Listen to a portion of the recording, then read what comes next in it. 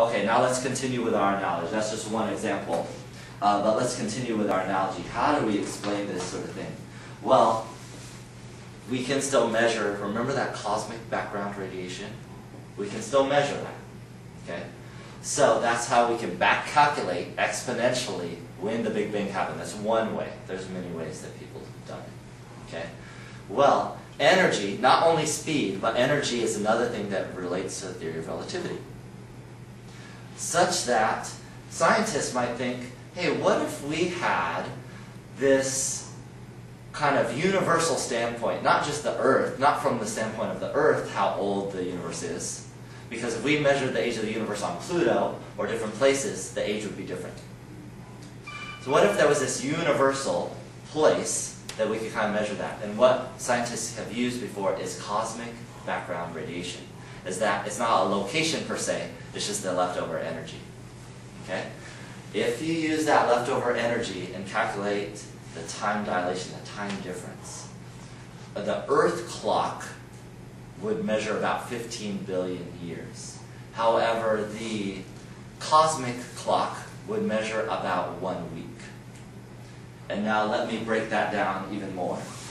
Now scientists could care less about that, so now we're getting outside of what scientists might say, but kind of an interesting little explanation from physics, from theology's kind of analysis of what could happen physically. Okay, so this is just, can we make any consistent analogies? Now, that clock from the cosmic background radiation, we'll call it the cosmic clock, and I'll give you this handout afterwards if you want it.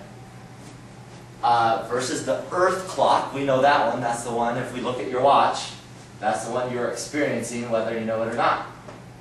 And then we're going to see what happened according to Genesis 1, or what happened according to science, and we'll compare the two. Okay? So, day 1 calculates out to be about 15 and 3/4 billion years ago to 7 and 3/4 billion years ago.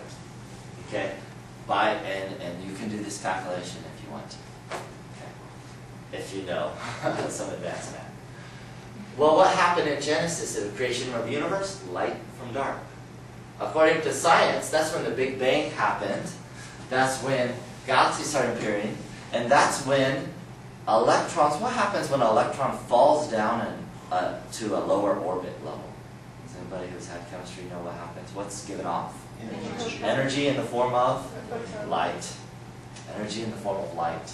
So, it makes sense. Not that one's proving the other, but they seem consistent. They seem like these things can go together. Okay? I'm not saying one can prove the other, but there is this uncanny unusualness. Number 2, day 2, on the cosmic clock, which is what we're making an analogy with Genesis, calculates out to be about 7 and 3/4 to 3 and 3/4 billion years ago. This is, according to science, the Milky Way, the Sun, etc. Well, Genesis says the heavenly firmament. Well, what is that? That is when you look up, what the heck you see. Which is, if you're in the right place, you can see the Milky Way and the stars and all that sort of thing. Day 3, 3 and 3/4 billion years ago to about 1 and 3/4 billion years ago. I already told you, Earth, that's about the time period Earth came about, first forms of life, etc. According to Genesis, that's when the oceans and the dry land appear, and the start of plant life. Interesting consistencies. So this is the first time, according to science, that crust of the Earth formed, and then once that happened, once water's there, then life can happen right at that point. Simple forms of life. And it's still consistent. You know, the dates might not match up perfectly, but it's an interesting consistency. Day 4, 1 and 3/4 to 3/4 billion years ago. And you'll notice that time periods are going down by half. That's the way the energy changes. So that's why we're seeing that calculation of the Earth clock happen that way. What happened, according to science? Photosynthesis. Photosynthesis gives off oxygen. You might have heard of it before.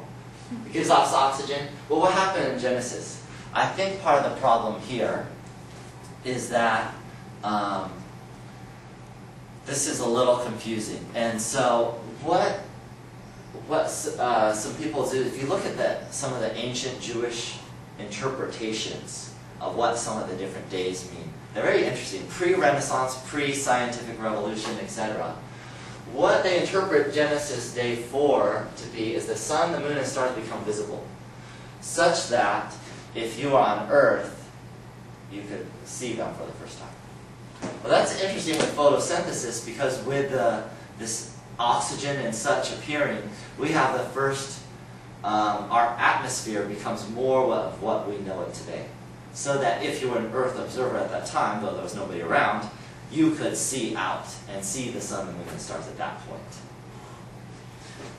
Day 5 gets even more weird. 750 to 250 million years ago. I don't know if you've heard this, but this is about the time of the Cambrian period, where at one point we have a few forms of life, and then in a small geologic time frame, it goes from one to many forms of life, kind of a big expansion, sometimes called the Cambrian explosion.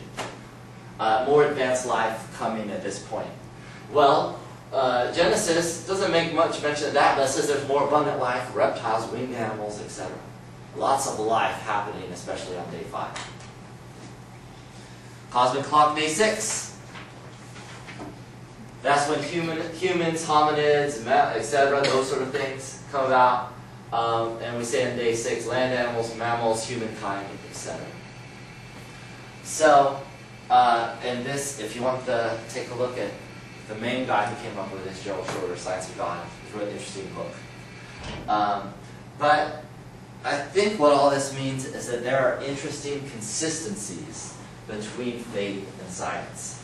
That you can, not that one proves the other or should ever use, say, Genesis as a science book, but that you can see, are they at least somewhat consistent? Are there interesting things about it?